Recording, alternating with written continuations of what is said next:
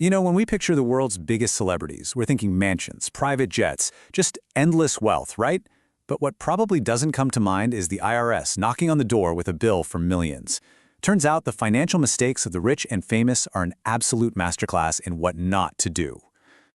So what could possibly connect a country music legend, a hip-hop icon, and a global pop superstar? I'll give you a hint. It's not a Grammy or a #1 hit. Nope. It's a massive, multi-million-dollar problem with the tax man. Let's kick things off with the legend himself, Willie Nelson. At one point, the IRS figured he owed a staggering $16.7 million in unpaid taxes, interest, and penalties. Just let that number sink in. Then you've got the incredible rapper Nas. By 2011, after years of unfiled returns, his debt to the IRS had piled up to a whopping $6 million. And listen, even Queen Bee isn't immune to this stuff. The IRS originally hit Beyoncé with a notice of deficiency for about $2.7 million. And get this, that was just for a 2-year period. Okay, so these aren't just jaw-dropping numbers, they're really cautionary tales. It doesn't matter if you're earning billions or just starting your career. The rules of managing money are the same for everyone, and the consequences for ignoring them are, well, pretty severe. Which, of course, brings us to the big question. How on earth does someone with access to the best accountants and advisors in the world dig themselves into this kind of financial hole? Well, the answers are actually surprisingly relatable. So, let's get into it. Let's break down the different ways these stars got into so much trouble. Because their mistakes really fall into two very different camps, from simple slip-ups to, outright deception. On one side, you have unintentional mistakes, the kind of thing that can happen when you put too much trust in the wrong person or just aren't paying close enough attention. And on the other side, you've got intentional evasion, which is a calculated effort to straight up defraud the government. You know, what's really striking here is just how human these mistakes are.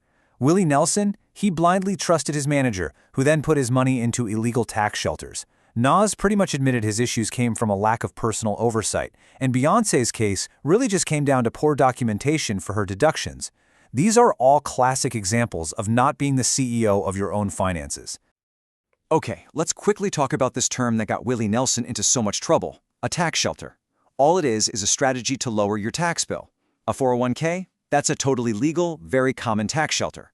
But Willie's advisors put his money into shelters the IRS had already outlawed, ones designed specifically to hide income. And that's when things really blew up for him. And this just perfectly shows the other side of the coin, intentional evasion. The Chinese superstar Fan Bingbing used this method called yin-yang contracts. What does that mean?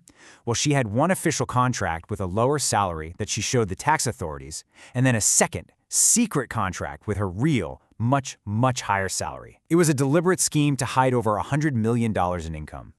But here's the thing you have to remember. Whether your mistakes are an accident or totally on purpose, the outcome is pretty much the same.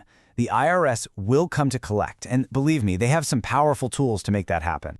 And the consequences are no joke. The IRS put liens on all of NASA's assets, which meant they could garnish his future royalties. For Willie Nelson, it was even more dramatic.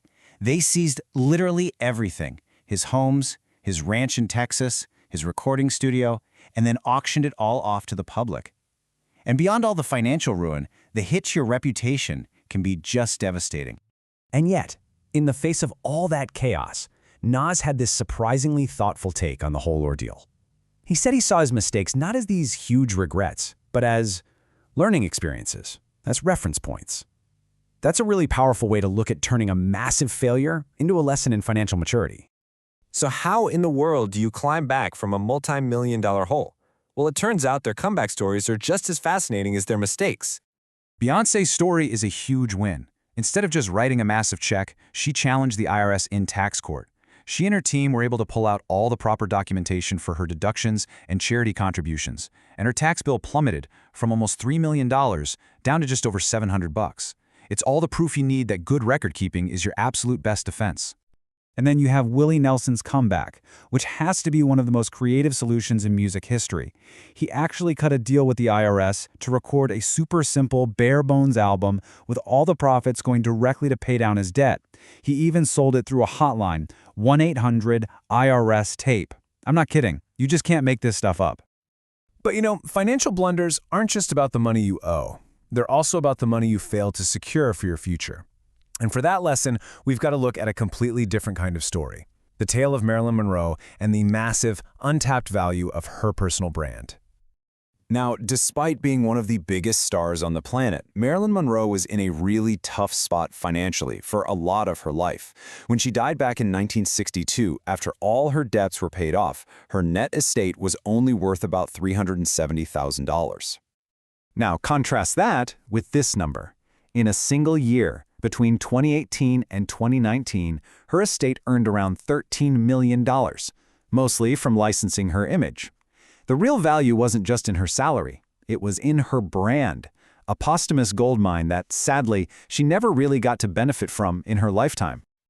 So, after digging through all these epic financial stories, from tax liens to brand legacies, what are the big takeaways here? What are the money rules that all of us can actually live by? Well, the lessons are crystal clear. First up, you have to be the CEO of your own finances. Don't blindly trust anyone else to do it. Second, keep organized records. Remember, that saved Beyoncé millions. Third, and this is a big one, keep your business and personal money separate. Fourth, never ever be afraid to question the advice you're getting. And if a notice from the IRS shows up, deal with it immediately. And finally, just like Marilyn's story teaches us, always be thinking about the long-term value of what you're building. At the end of the day, these stories aren't just about celebrity drama. They're about financial accountability. You don't need to earn millions of dollars to think strategically about your money and protect what you've built. The real question is, are you giving your finances the attention they truly deserve?